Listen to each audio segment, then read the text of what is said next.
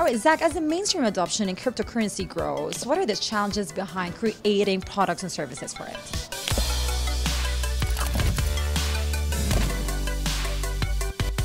I think the biggest challenge is for startups and organizations to actually build things that matter, to build products and solutions and applications that people want. And that's a fundamental question we have to ask all of the startups, whether they come to launch off our platform or they're just looking for advice and counsel. Are you building something, or have you built something that somebody's willing to buy? If not, all right, it kind of sucks, right? You got to iterate, you got to tweak. If someone's not willing to buy it, is it really worth doing?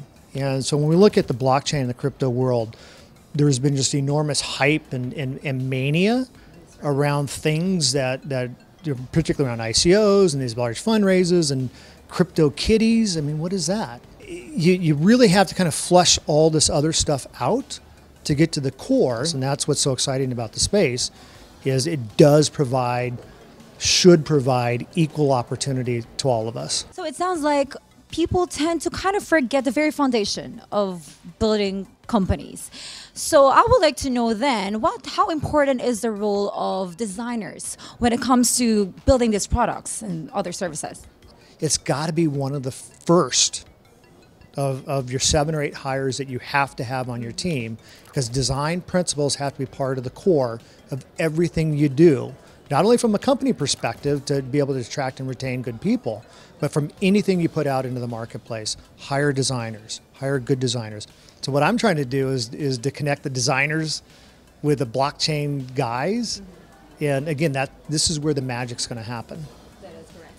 That's a very good point. You also talk about ICO and the risks behind it. What are your thoughts on that? ICOs, initial coin offerings. Everybody's excited about ICOs. $6.8 billion US raised in 2017. There's not a lot of principles and governance and structures going into a lot of these ICOs. The risks are huge. You do something wrong that you either did unintentionally or intentionally, you have the risk of going to jail.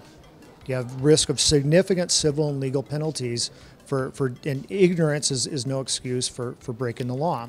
The vast majority are, at best, bad projects, at worst, full-blown scams. As an investor, the same diligence you would apply to investing in a public company, you should apply to a cryptocurrency company.